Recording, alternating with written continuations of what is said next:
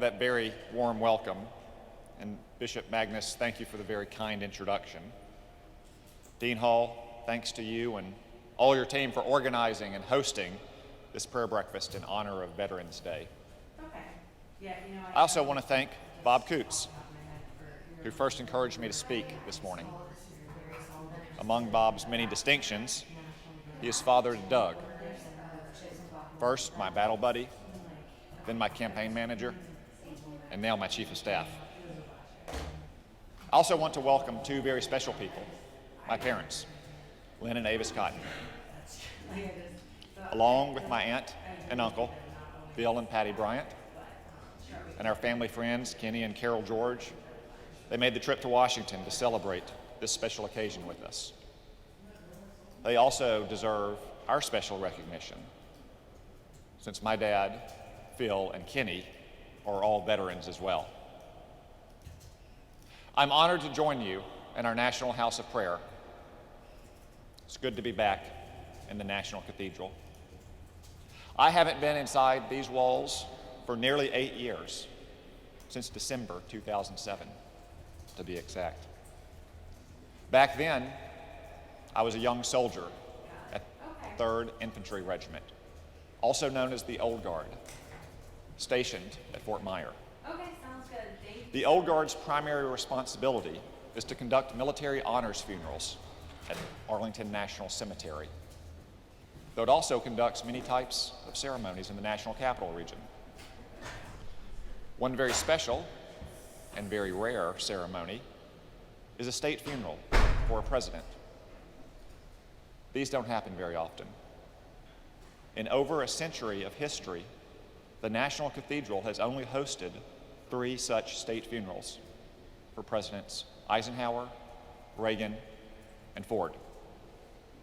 You might think then that the Old Guard doesn't dedicate much time to these rare ceremonies, but you'd be wrong. The Old Guard, the ceremonial units of the other 4 armed services, and the Military District of Washington plan and rehearse extensively for these funerals.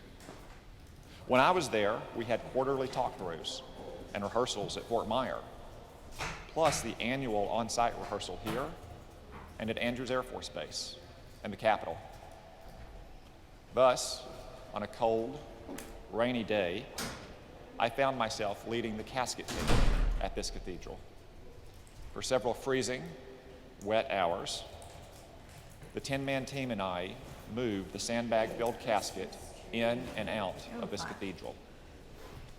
Other teams conducted the same meticulous rehearsals for their roles in this cathedral as they did at Andrews and the Capitol. Did you make those little light trees?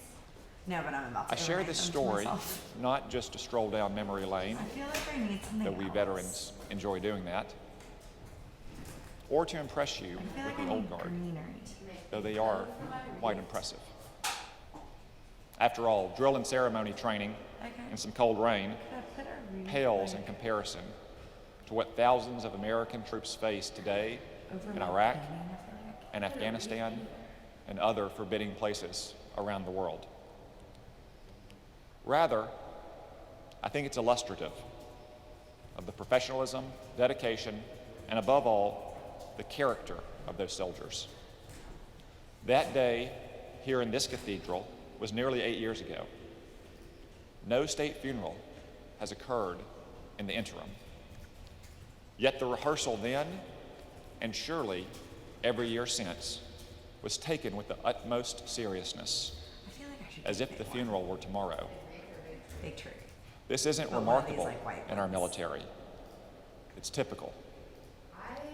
There's a brigade at the 82nd Airborne prepared at this moment to deploy worldwide in just a few hours. Marine expeditionary units are postured overseas to evacuate Americans from troubled regions around the world, if needed.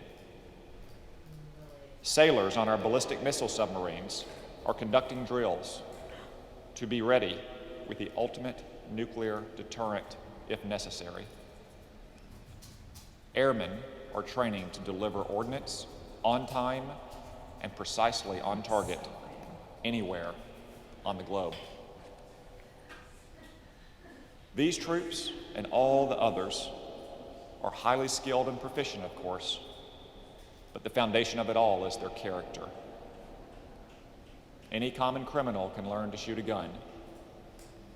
Any warlord can give some AK-47s to a few kids and teach small unit tactics.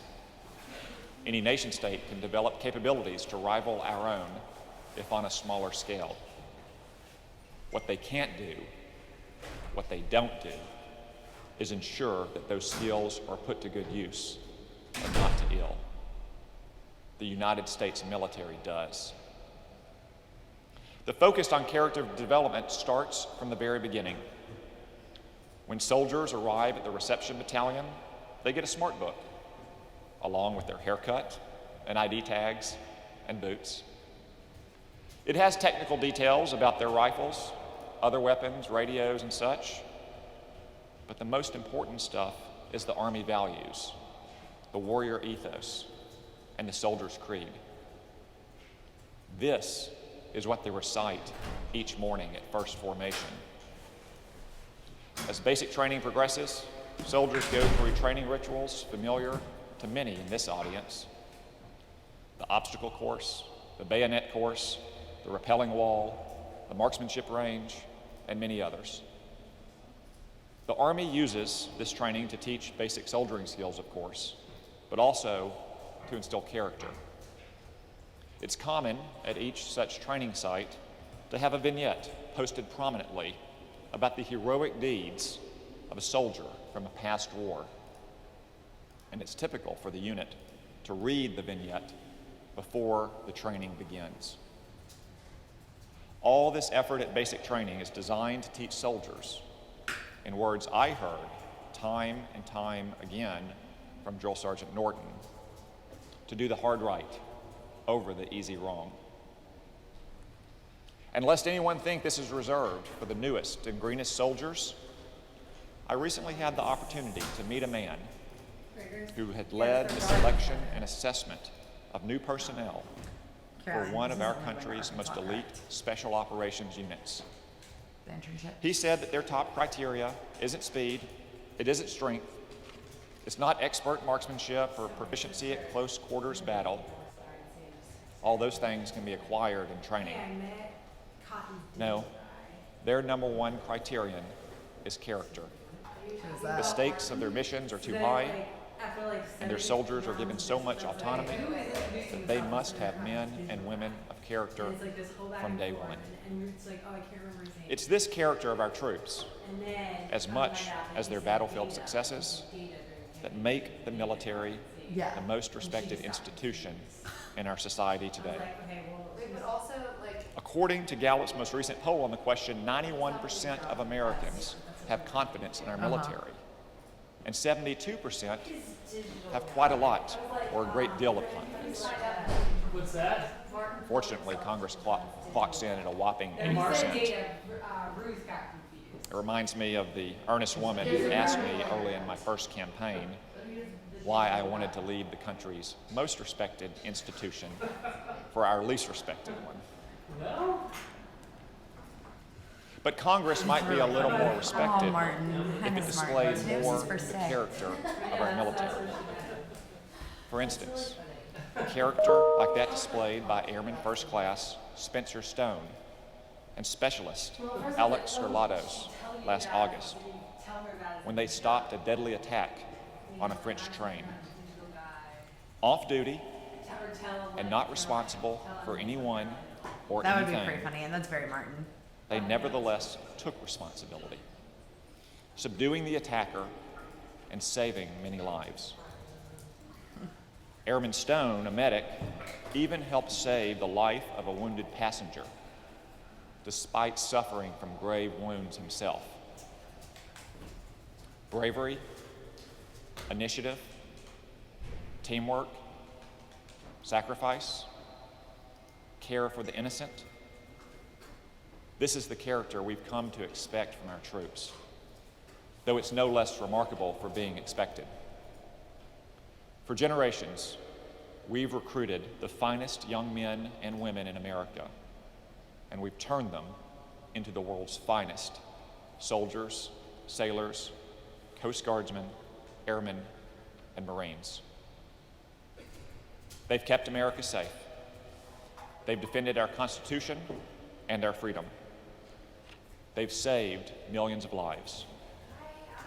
They've gone abroad and waged war, not to conquer, loot, and pillage, but to liberate and to secure a just and a lasting peace with our fellow man, in the words of our president, who commanded over our most awful war. They've done so in an unjust world. As long as mankind has thought about justice, dictators and sophists have contended that justice is merely the interest of the stronger, and that in foreign affairs especially, the strong do what they will, and the weak suffer what they must. Too often, this has been the reality of our world. But thankfully, in the world America made, the strong are also the just. Since the days of the Pilgrims, America has been a city on a hill, a shining beacon of justice for the world, of the natural equality and dignity of all people, and of self-government founded upon such principles.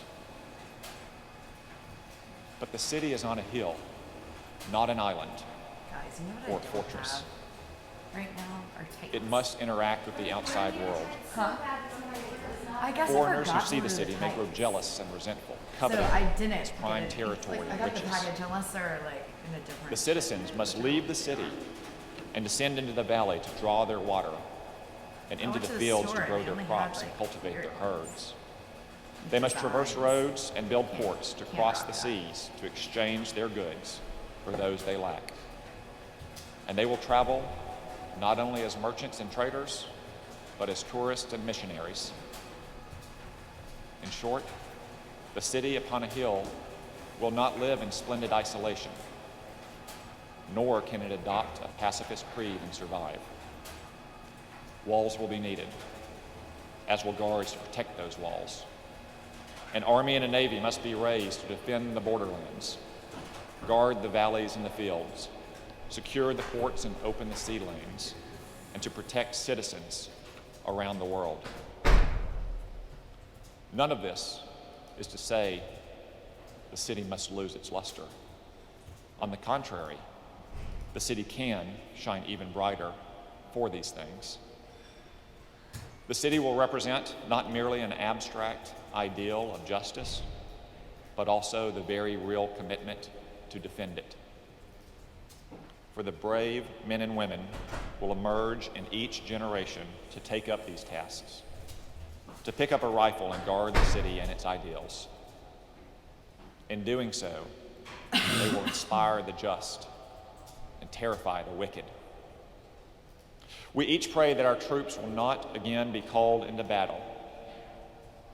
Our veterans in particular seek peace because they know the depredations of war. Yet they also know something deeper. In the words of John Stuart Mill, war is an ugly thing, but not the ugliest of things. The decayed and degraded state of moral and patriotic feeling, which thinks that nothing is worth war, is much worse.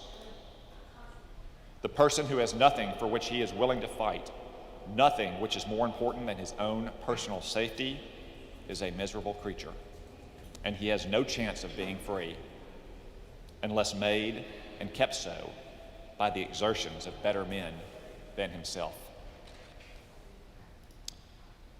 In an ugly world full of injustice and war, America is the noblest of things. There is no more certain trumpet than the justice of America's creed, and our troops are thankfully prepared for the battle. We are grateful to them as we are grateful to all our veterans on this Veterans Day, a day marking not a war they started, but the great war they ended. May we all live in peace, if not undisturbed by evil, then restored by America's fighting forces. And may God keep them and care for them in times of war and peace alike. Thank you. God bless you. God bless America. And God bless our troops.